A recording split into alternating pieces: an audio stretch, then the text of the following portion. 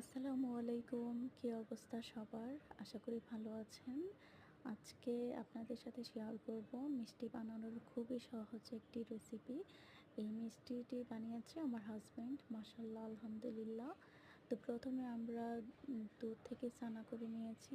ছানাটা হচ্ছে সুতি কাপড় দিয়ে ছেঁকে পানি ঝরিয়ে ভালোভাবে দেন তার মধ্যে ১ কাপ চামচ হচ্ছে গুঁড়া দুধ দিয়েছি, হাফ কাপ চামচ দিয়েছি ময়দা।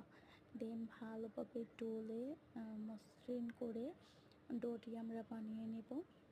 তো যখন আপনারা আম ছানাটা ছাঁকবেন সেখানে যদি কোনো পানি থাকে তখন কিন্তু যখন রসে ডুবাবেন তখন মিষ্টিটা হচ্ছে ভেঙে যেতে পারে।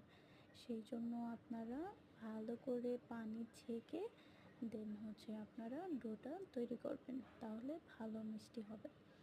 তো এখন হচ্ছে ডো তৈরি করা শেষ। এখন আমরা আমাদের আম মতো করে আমরা মিষ্টিটা হচ্ছে বানিয়ে নেব। হাতে একটু ঘি মেখে নিয়েছে। দেন গোল, গোল করে মিষ্টিগুলো বানিয়ে নেব। আ আমাদের হচ্ছে ১ লিটার দুধ দিয়ে আমরা যেটুকু ছানা পেয়েছি তার থেকে হচ্ছে আম বড়, বড় হচ্ছে ৭ টা মিষ্টি হয়েছিল। তো মিষ্টিগুলো হচ্ছে যখন রসে ডুবাবো তখন তো আপনারা দেখতে পাবেন। অটোমেটিক্যালি হচ্ছে মিষ্টিগুলো একদম ফুলে বড় হয়ে যাবে রসে।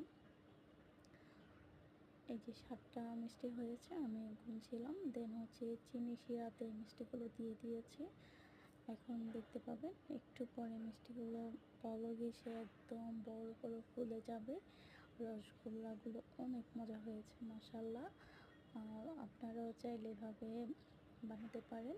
আর সবচেয়ে সুস্বাদু হওয়ার জন্য আপনারা হচ্ছে একটা তেজপাতা, এটা এলাচ চিনি শিরাতে দিতে পারেন। স্মেলটা অনেক ভালো আসে।